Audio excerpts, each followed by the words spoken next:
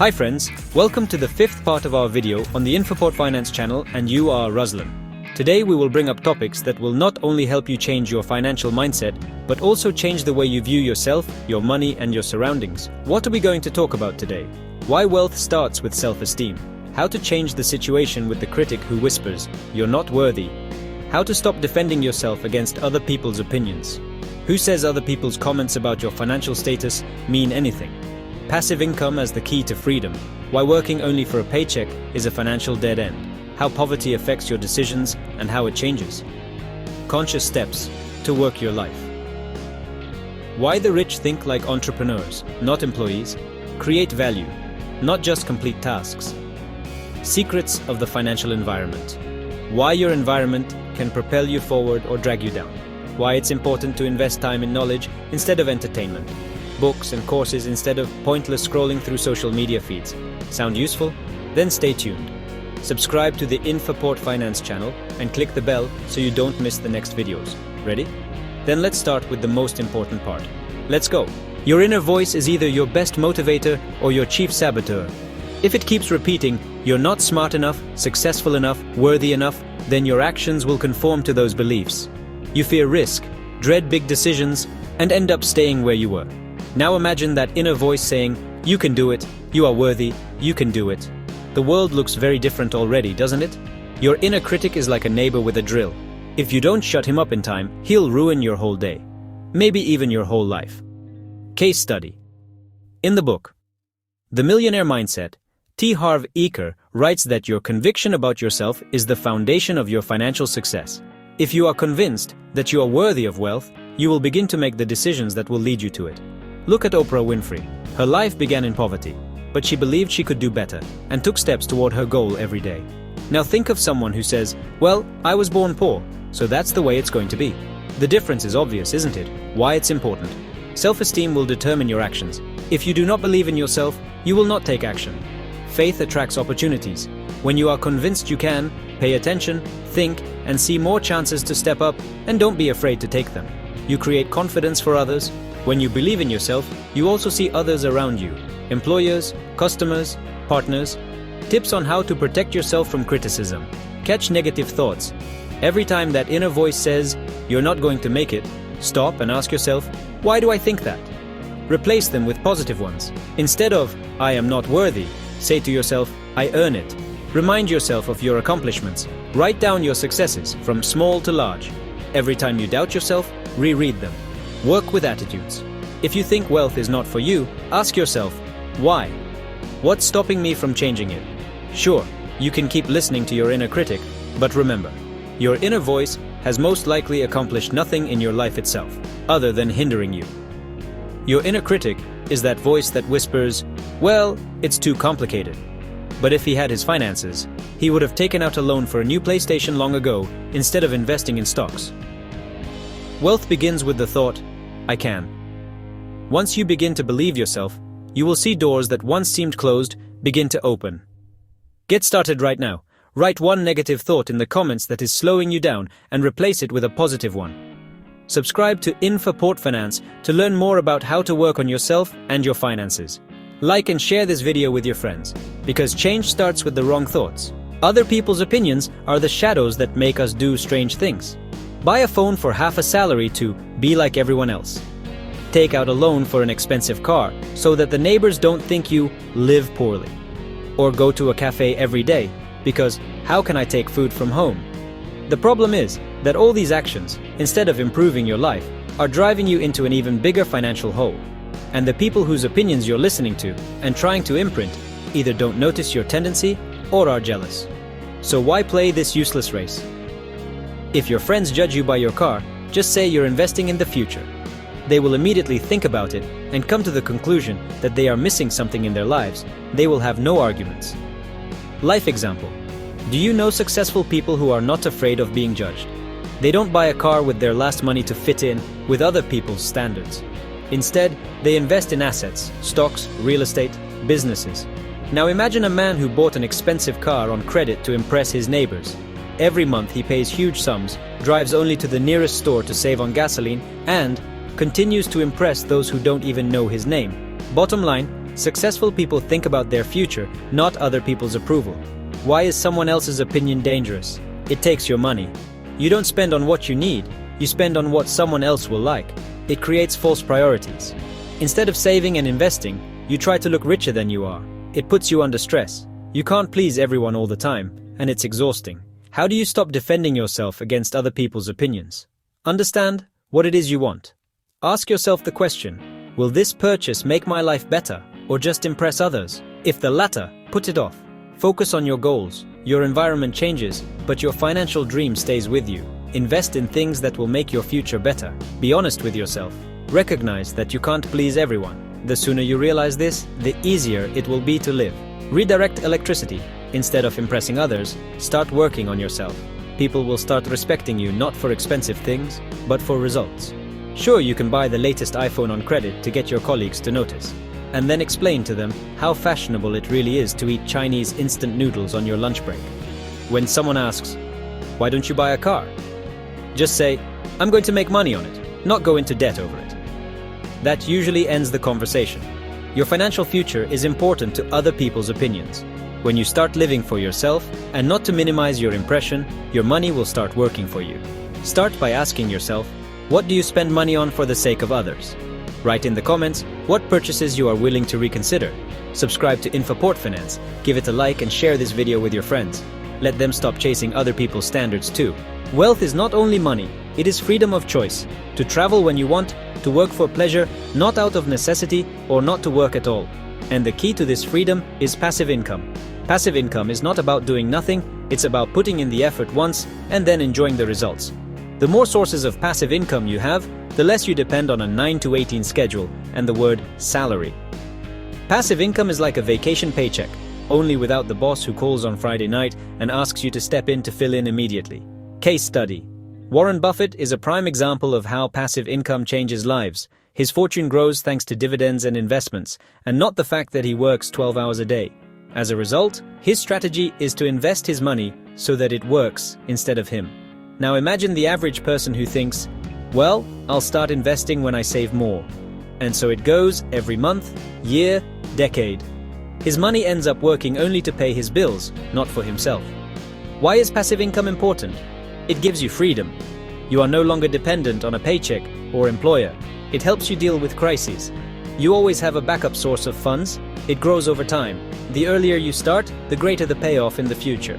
How do you start building passive income? Rent something out, like an old appliance you haven't used in a while or a room in your apartment. Create a digital product.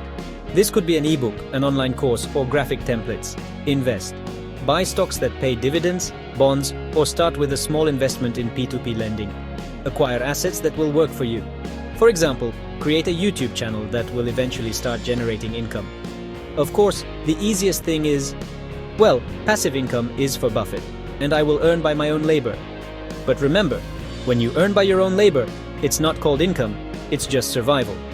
Passive income is like your best friend who always supports you in a difficult moment. A paycheck, on the other hand, is like a neighbor who forgets to return your borrowed tools every time. Even small steps towards passive income change your life.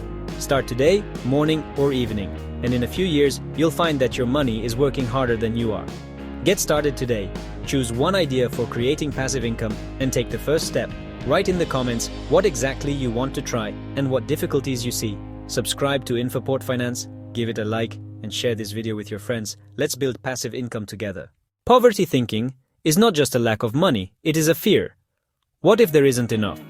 This fear permeates every decision. You buy cheap food that does not benefit your body, but just fills your stomach. You settle for the first job that comes along instead of looking for something that really suits you.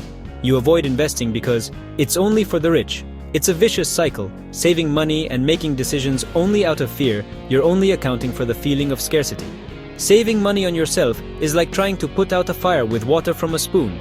Yes, you're on the case, but the problem still grows. Example from life. People with a poor mindset often choose cheap goods, thinking they are saving money. But for example, cheap shoes tear quickly and have to be replaced over and over again. You end up spending more than if you had bought a good pair of shoes in the first place. Or let's take the basis. A person accepts a low-paid job because he is afraid that a better place will not be offered to him. And then he complains that I work like a horse, but I still have no money. Why is this important to understand? Your decisions determine your path.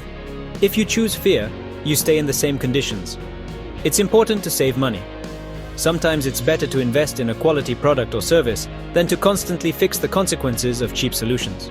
Poverty is a temporary state. The mindset of poverty can be perpetual.